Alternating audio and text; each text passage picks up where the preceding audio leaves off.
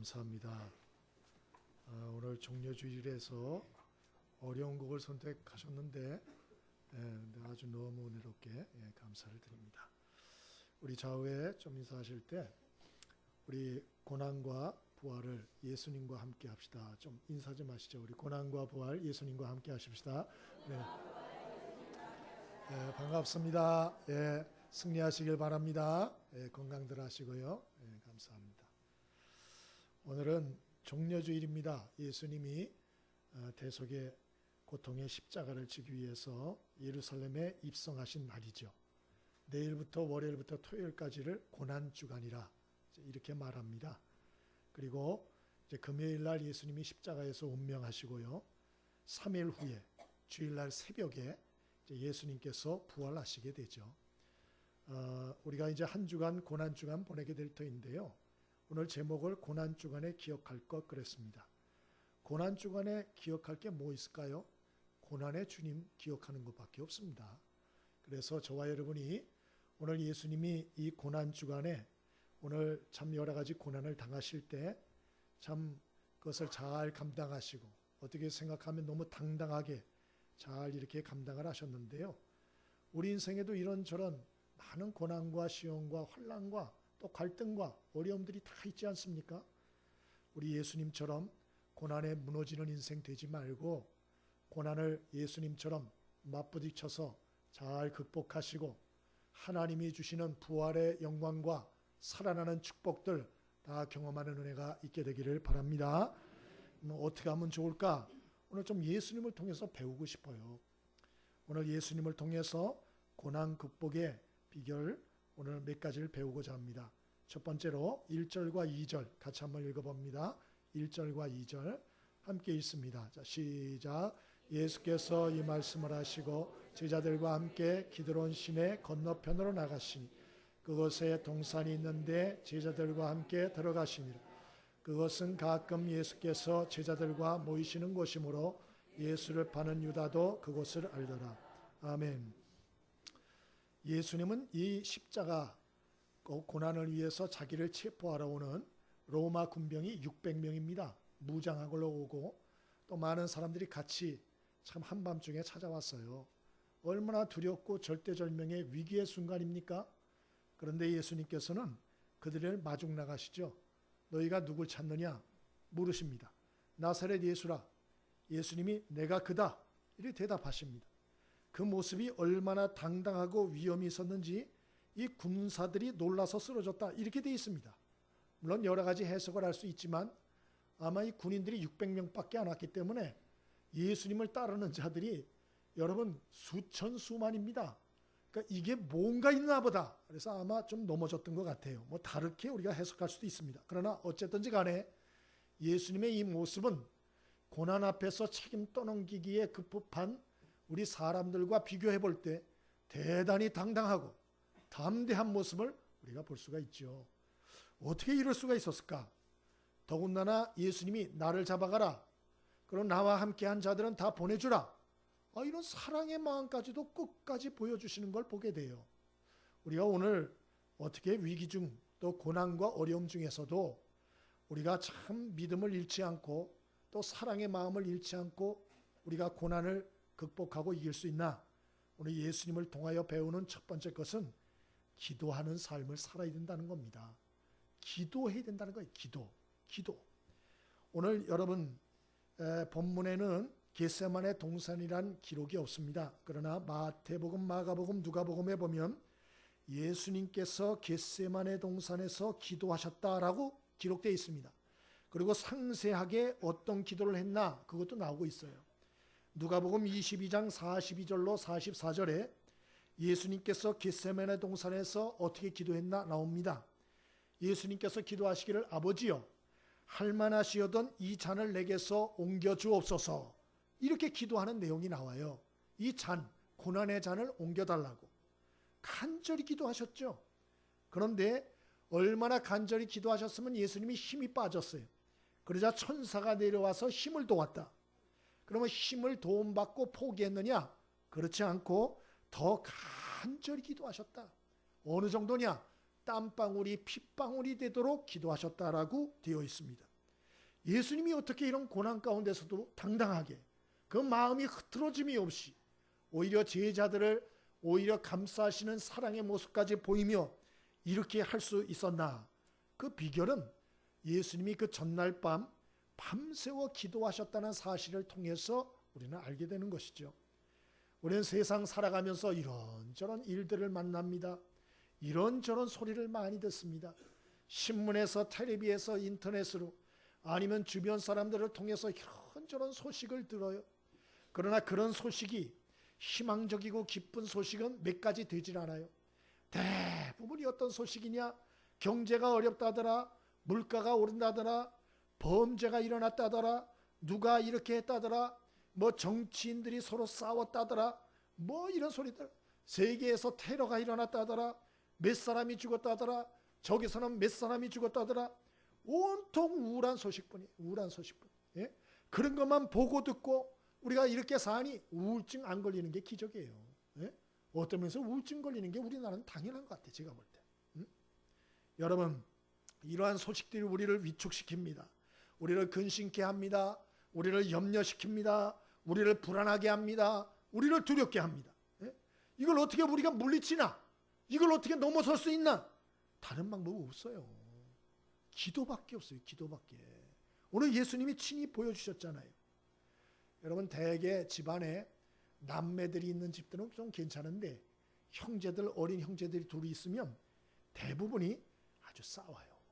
그것도 남매가 싸우는 것보다 더 거칠게 싸우는 가정이 되게 많습니다. 그래서 막 폭폭 소리 나게 막 두들겨 패고 이러는 거 제가 봤어요. 막 그랬어요. 예, 근데 여러분, 이 대개 보면 동생이 두들겨 맞더라고요. 아무래도 약하니까. 근데 이제 동생이 등치가 크면 패겠죠. 또 악발이고 그러면. 대개 동생이 두들겨 맞는데, 그럼 이 동생이 이 상황을 역전시킬 비결 카드가 하나 딱 있습니다. 그게 뭘까요? 어디 잘 아세요? 엄마한테 이러는 거예요. 그래서 엄마한테 이릅니다. 그러면 역전이 됩니다. 그래서 엄마가 너는 왜 그래 동생을 때리나? 그러면 또 형이 얘기를 하죠. 어쩌고 저쩌고 그러면 그래도 동생을 그렇게 패면 돼 이놈아, 이 나쁜 놈아 하면서 막 얘기를 하죠. 그래가지고 완전히 수세에 몰리죠. 게임 끝나요. 그렇게 되면 게임이 끝나요. 여러분, 이 동생이 참 지혜가 있는 것인데요. 자기가 형하고 싸우면 100점 100패예요.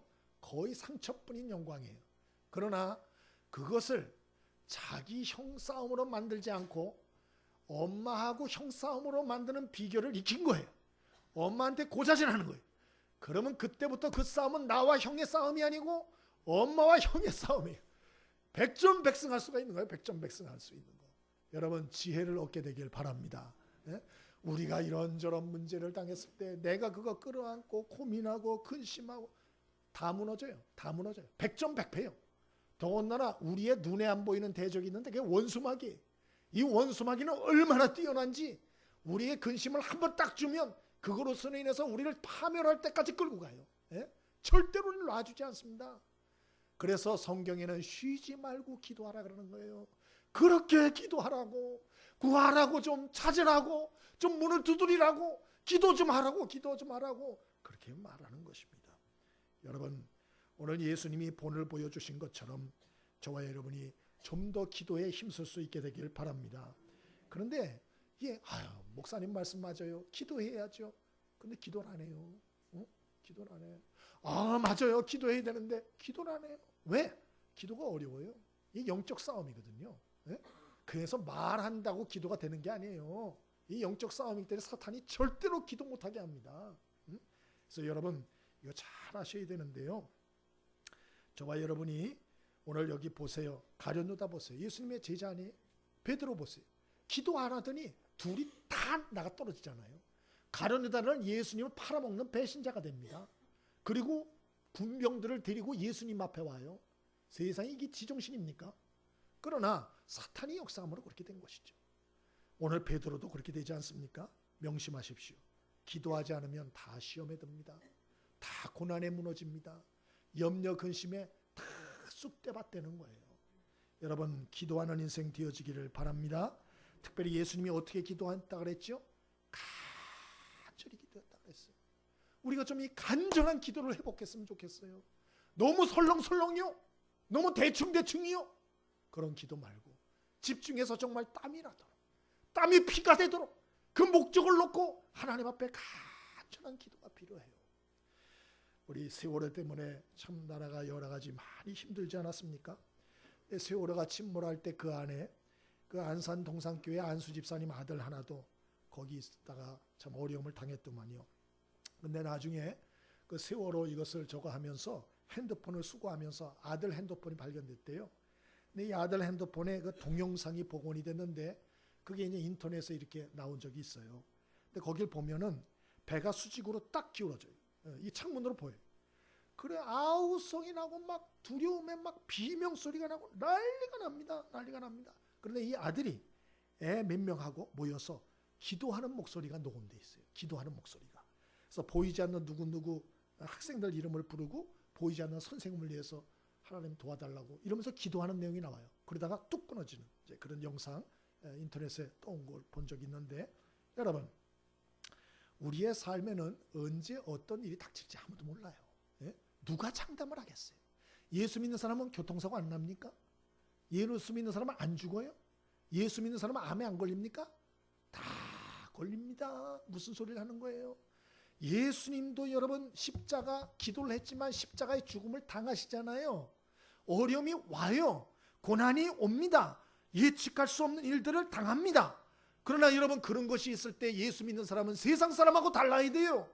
세상 사람은 한절부절하고 염려 근심하고 두려워하고 불안해하고 막 난리를 부리고 하지만 예수 믿는 사람은 오늘 예수님처럼 그 결과를 하나님께 맡기고 기도해야 할 줄 믿습니다. 예수님이 우리한테 그걸 보여주시는 거예요. 그럼 고난이 없어지나? 그렇지는 않을 수 있어요. 그러나 최소한 하나님이 고난을 감당할 만한 힘과 능력은 주실 줄 믿습니다. 그러기에 예수님이 십자가의 죽음을 버티신 거 아니겠어요? 그래서 용기를 내어 자기를 체포하러 오는 사람들을 회피하지 않고 도망가지 않고 위축되지 않고 당당하게 직면한 거 아니겠습니까? 네? 그러므로 저와 여러분이 어떤 일이든지 간에 낙심, 염려, 불안해하지 말고 하나님께 맡기세요. 그리고 기도하세요. 기도. 결과는 주님께 맡기고. 그러면 하나님께서 반드시 고난 많은 세상 이기게 하시고 고난을 극복하게 하시고 부활의 승리를 예수님과 같이 우리에게도 허락해 주실 줄 믿습니다. 우리 아이 죽은 얘기만 해서 아무래도 좀 그럴 것 같아서 다른 얘기를 좀 해드릴게요. 다른 얘기. 그래서 조금 제가 들은 얘기, 다른 얘기를 해드리겠습니다.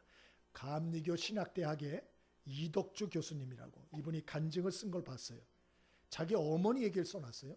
이분이 충주분입니다. 충주분인데 이분이 3남매 이제 형제였어요. 큰형이 초등학교 6학년, 본인이 초등학교 4학년 때 아버지가 돌아가셨어요. 그래서 어머니가 먹고 살려고 이제 시장에 나가서 자판에서 일을 하기 시작하셨답니다. 또 어느 날 일을 하시다 들어와가지고 울시면서 들어오시더니 이제부터는 하나님께 기도하면서 살자고. 이제 하나님이 너희들 먹이실 거라고. 너희도 기도하라고 그러더래요. 아니 이게 웬일인가? 겁이 덜컥 나더랍니다. 이게 무슨 소린가? 그리고 아침밥을 주고는 나가시고 점심밥을 주고는 나가시고 저녁밥을 주시고는 나가시고 막 그러더래요. 그래서 이 3남매가 걱정이 됐더랍니다. 아 우리 엄마가 어디 가나? 야 우리 엄마가 재가를 하시려는 모양이다. 그래서 우리 보고 이제는 너희도 하나님께 기도하며 살라고, 너희도 기도하라고, 하나님이 너희 먹이실 거라고 그랬나 보다. 그래가지고 막 겁이 나가지고 엄마 어디가 가지 말라고 막 그랬답니다. 응? 나중에 알고 보니까 엄마가 아침밥 차려주고 교회 가서 하루 종일 기도하는 거야. 하루 종일. 아침밥 먹고 기도하고 점심밥 먹고 기도하고 저녁밥 먹고 기도하고. 예? 기도는 엄청 많이 하고 일은 조금 하고 이렇게. 근데 중요한 건 그렇게 3남매를 키우셨대요. 3남매를. 한 번은 이 어머니가 다리를 다치셔서 충주 시내에 정형외과를 갔는데 장로님이 의사였답니다. 이거 내가 손 못 쓰니까 서울의 병원에 가라고 그랬대요. 근데 이 어머니가 장로님 안 된다고. 장로님이 안 되는 거는 안 되는 거라고. 하나님이 고치시기로 작정하면 장로님을 통해서도 고칠 수 있으니까 무조건 여기서 해달라고. 그렇게 때를 써가지고 거기서 결국 수술을 하셨대요. 참, 여러분 좀 심하다 생각이 들죠? 좀 극단적이죠? 예? 여러분 성경이 뭐라 그랬어요? 일하기 싫으면 먹지도 말라 그랬잖아요. 그런데 기도만 하면 어떡하겠다 소리요. 그러니까 좀 극단적이죠. 너무 극단적이에요. 기도만 해서 되나 이런 생각도 들고. 근데 저는 이 간증을 이렇게 얘기를 읽으면서 이런 생각이 들었어요. 야, 이런 순수한 믿음, 순수한 마음, 좀 어떤 면에서 단순한 믿음의 열정. 야, 이게 그립다. 좀 그런 생각을 조금 했어요. 과도한 면은 있지만 요즘은 이런 분들 찾아볼 수 있을까요? 이런 분들 찾기가 하늘에 진짜 별 따기 정도가 아니에요. 정말 찾아보기가 어려워요. 보기가. 요새는 너무 쉽게 신앙생활 하려고 그래. 거저 먹으려고 그래 그냥. 너무 약삭 빨라. 그냥 옛날 교인들을 보면 순진하고 좀 묵직하게 그냥 기도에다가 뭘 걸고 해보려고 그런 사람들이 많았는데 요새는 얼마나 약삭이 빠른지 몰라요. 그런데 여러분 그게 좋을 것 같죠? 근데 여러분이 약삭 빠르게 살고 기도 안 하잖아요? 그러면 시험에 쉽게 무너져요. 시험에 퍽 넘어진다고. 못 일어나요. 그리고요. 하나님의 역사를 경험 못합니다. 그리고 평생을 신앙생활 했는데도 간증거리가 없어. 간증해 봅시다. 나 아무것도 없는데. 이렇게 되는 거예요. 비참한. 여러분 오늘 고난주간에 예수님께서 겟세마네 동산에서 간절히 기도했던 모습을 잊지 않게 되길 바랍니다. 그리고 좀 저와 여러분에게서도 이러한 간절한 기도의 삶이 회복될 수 있기를 바랍니다. 여러분 기도 안 하시면요 다 무너집니다. 기도하시니 결사적으로 그리워. 좀 이런 간절히 결사적으로 기도하는 사람들이 그리워요. 노래도 있잖아요. 그리워라. 그리워. 우리 옆에 사람에게 좀 인사 좀 해보시죠. 우리 간절히 기도하는 사람이 좀 되어 보십시다. 인사 좀 하겠습니다.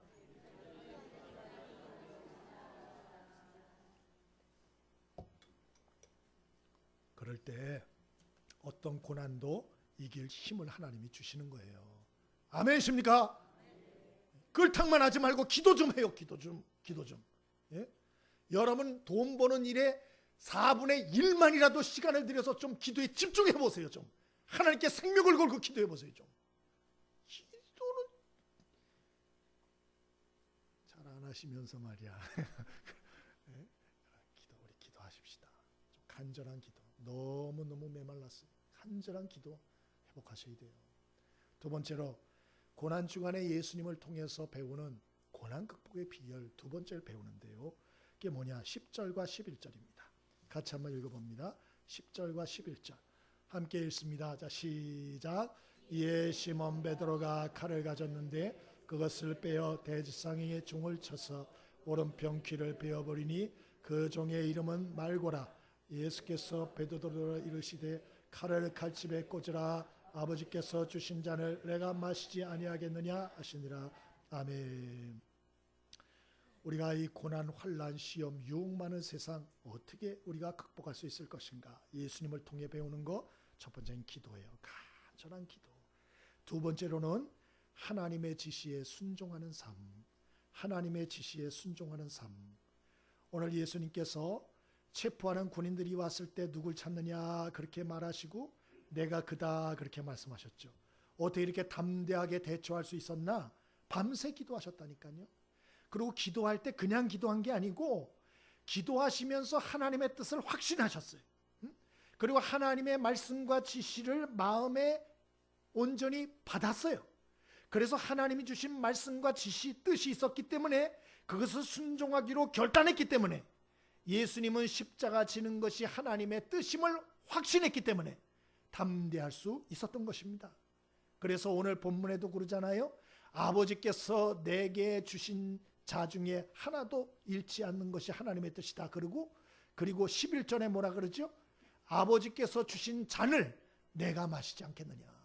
이 십자가의 고난은 아버지가 내게 주신 것이다. 확신하신 거예요. 우리도 살면서 왜 담대함이 없습니까? 왜 이리저리 흔들거립니까? 기도하지 않기 때문이요.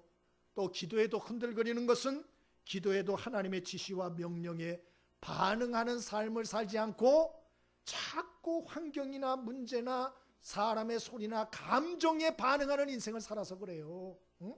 하나님의 지시와 말씀에 반응하고 아멘하고 순종하고 붙들고 살아가야 되는데, 기도는 하는데도 자꾸 환경을 쳐다보는 거예요.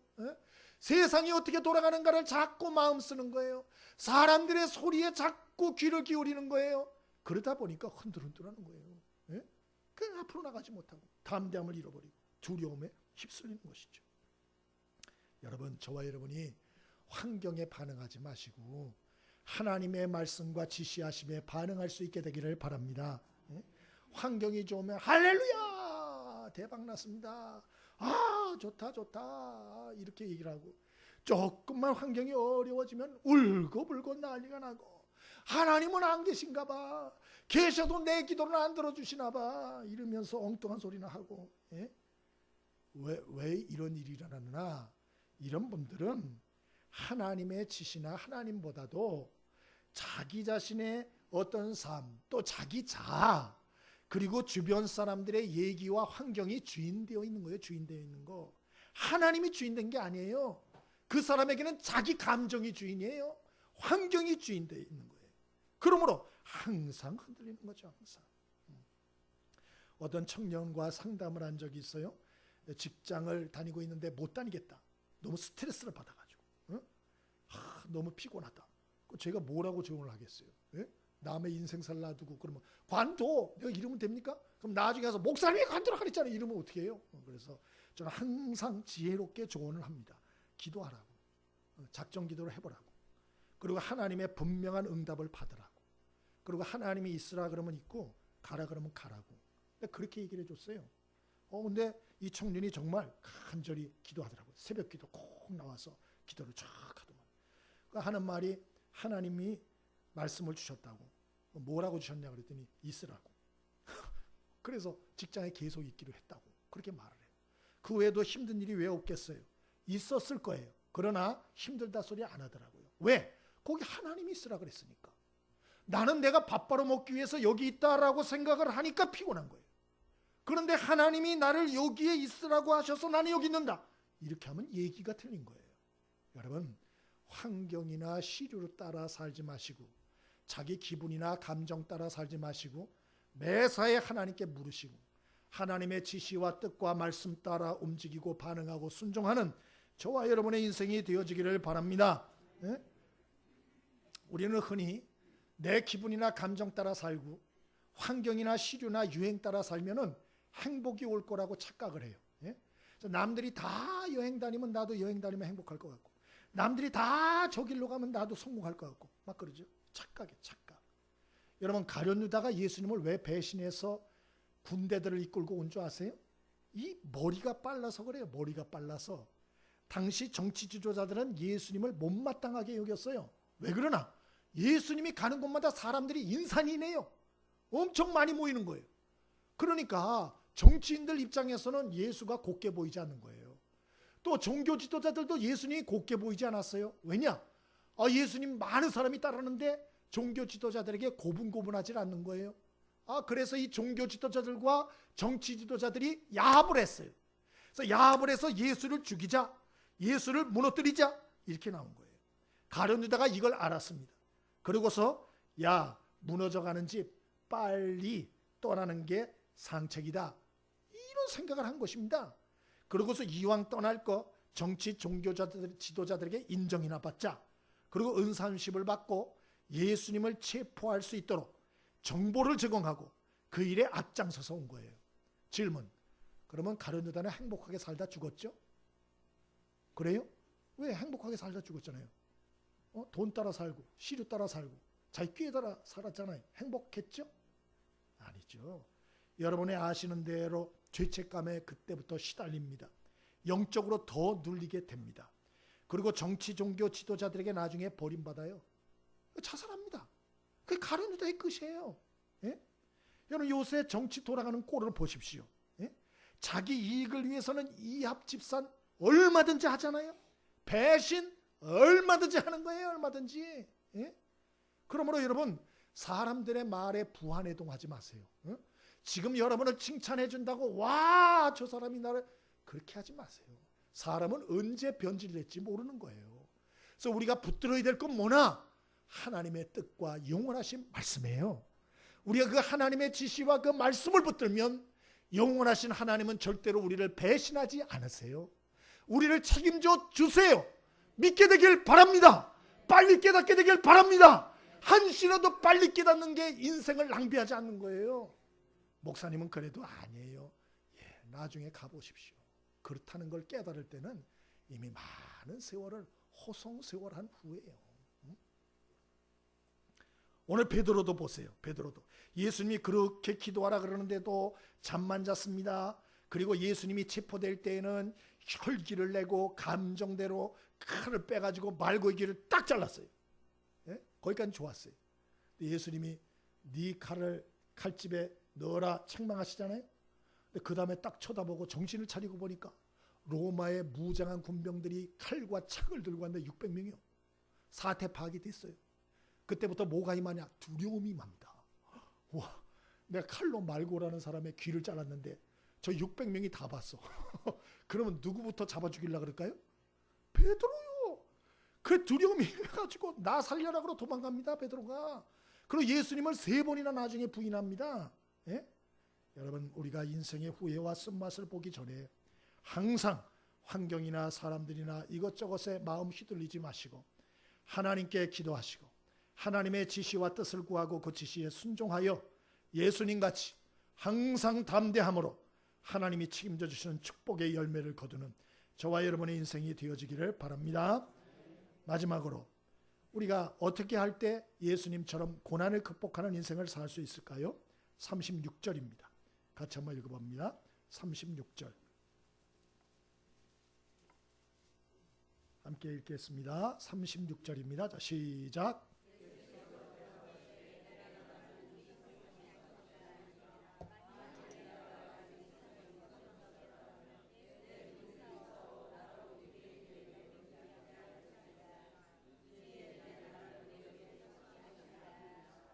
아멘. 마지막으로 우리가 고난에 무너지지 않고 예수님처럼 고난을 극복하고 부활의 영광으로 담대하게 살 수 있는 비결은 무엇이냐? 천국 소망을 가지셔야 돼요. 천국 소망. 오늘 예수님은 빌라도 법정에서 빌라도가 신문할 때에 뭐라고 말하나? 내 나라는 이 세상에 속해 있지 않다. 그렇게 말씀해요. 이 말은 무슨 말씀이죠? 예수님은 항상 하나님 나라 소망 갖고 살았다는 얘기예요. 예수님은 부활하셔서도 40일 동안 예수님 제자들과 함께 하시면서 뭘 가르치셨나? 딱 하나 가르치셨습니다. 하나님 나라를 가르치셨다고 되어 있습니다. 하나님 나라를. 그러니까 예수님은 고난 많은 세상을 사실 때 항상 어떤 생각을 가지고 사셨나? 하나님 나라 소망을 가지고 사셨어요. 여러분도 천국 소망을 좀 갖고 살게 되길 바랍니다. 우리가 천국 소망 가지지 않고 이 땅만 바라보고 살면 억울해요. 답답해요. 기가 막혀요. 한숨 나와요. 살 수가 없어요. 살 수가 없어요. 천국 소망을 그래서 가지고 살아야 되는 거예요. 성경은 이 세상을 하나님이 창조했다고 말해요. 하나님이 시작했다고 말해요. 그리고 이 땅 마지막에 하나님의 심판이 있다라고 경고하고 있습니다. 베드로 후서에는 마지막 때 하나님이 이 세상을 어떻게 심판하시나? 불로써 심판하신다고 되어 있습니다. 여러분, 우리 개인적으로도 사람이 죽으면 영원한 천국에 들어가서 영원한 우리 상급을 받고 아니면 영원한 지옥에 들어가서 영원한 형벌을 받는다. 성경의 얘기가 그 말씀이에요. 베드로후서 3장에 보면 9절에 그런데 왜 하나님이 이 땅을 왜 이렇게 빨리 심판 안 하나? 사람들이 조롱하잖아요. 하나님의 심판이 어디 있냐고. 근데 왜 하나님이 이렇게 심판이 늦어집니까? 사도 베드로는 말씀해 주세요. 그것은 하나님이 오래 참으사 아무도 멸망하지 않고 다 회개하기에 이르기를 원하시기 때문이다. 그렇게 말하고 있어요. 여러분, 이 세상의 삶이 끝이 아닙니다. 여러분, 우리 이 삶 후에 하나님이 예비하신 영원한 세계가 있다는 걸 잊지 않게 되길 바라고요. 그리고 우리들의 삶에도 끝이 있다는 걸 기억할 수 있게 되길 바랍니다. 그리고 죽음 준비 잘하며 살 수 있게 되길 바랍니다. 마지막 준비를 좀 잘하고 사실 수 있게 되길 바랍니다. 그럼 마지막 준비를 어떻게 할 수 있나?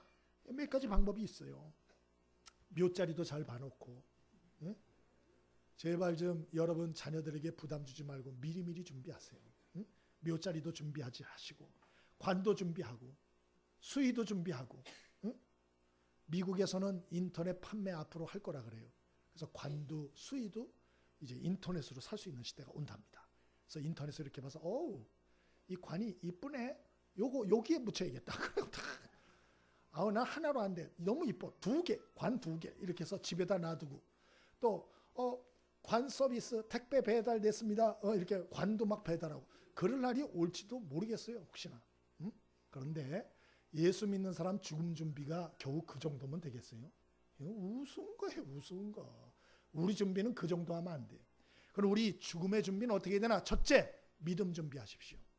에베소 2장 8절 너희가 그 은혜를 인하여 믿음으로 말미암아 구원을 얻었나니 이것이 너희에게서 난 것이 아니요 하나님의 선물이라. 행위에서 난 것이 아니니 이는 누구든지 자랑치 못하게 하려 하심이라. 그렇게 말씀하지 않았어요? 여러분 이 세상 태어날 때 여러분 노력으로 태어난 게 아니에요. 그냥 덜커덩 태어나지 않았어요? 이 세상 자연 만물도 사람이 만들었습니까? 하나님이 선물로 주신 것이죠. 죽어서 영원한 천국에 들어가는 것도 하나님이 예수님을 믿기만 하면 선물로 주신다는 걸 잊지 않게 되길 바랍니다. 그래서 끝까지 우리를 위해서 희생하신 예수님, 십자가의 예수님, 그 예수님을 붙드셔야 돼요. 아멘이십니까? 두 번째로는 하나님과의 추억을 많이 좀 쌓으세요. 하나님과의 추억을. 이건 죽으면 하나님께로 가잖아요. 근데 하나님과의 뭐 추억이 아무것도 없어. 간증거리가 없어. 이러면 이게 어떻게 되겠어요? 응? 어떤 분이 그래요. 자기는 그 후손들을 위해서 자기가 임종을 할 때 유언을 아무래도 못할 것 같아서 믿음 일기장을 준비하고 있다 그러더라고요. 믿음 일기장. 믿음 일기장이 뭐냐? 거기다가 하나님이 나를 이렇게 사랑하시고 저렇게 사랑하시고 하나님이 나를 이렇게 도와주셨다. 하나님이 이렇게 역사하셨다. 이런 거를 다 기록을 해놨다는 거예요. 기록을. 그래서 그걸 후손들에게 남겨주고 싶다. 이렇게 말을 하더라고요. 여러분도 좀 하나님께 받은 은혜들을 정리해서 남기고 후손들과 다음 세대들에게 좀 남길 수 있게 되길 바랍니다. 어떤 아버지와 아들이 있는데 그래 봤어요. 근데 아버지 아들 관계가 좋지 않았대요. 이 아버지는 악성 췌장암, 시한부 이게 결과가 나왔고 이 아들은 의사였는데 관계가 너무 안 좋으니까 이 아들이 그래도 아버지인데 죽기 전에는 좀 관계를 회복하고 돌아가시게 해야 될 거 아니에요. 그래서 어떻게 할까 하다가 아버지 병상에 방문을 할 때마다 용기를 내서 아버지 사랑합니다 그러고 안아드렸대요.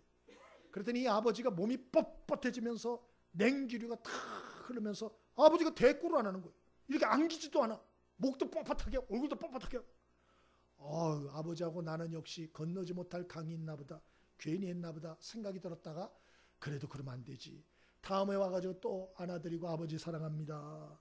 그리고 또 갈 때도 아버지 사랑합니다. 또 와가지고 또 도전하고 또 도전하고 또 도전했대요. 이 아들도 대단해요. 참 대단해. 근데 이렇게 하기를 몇 번 했느냐? 그 글에 보니까는 200번째를 했답니다. 200번째.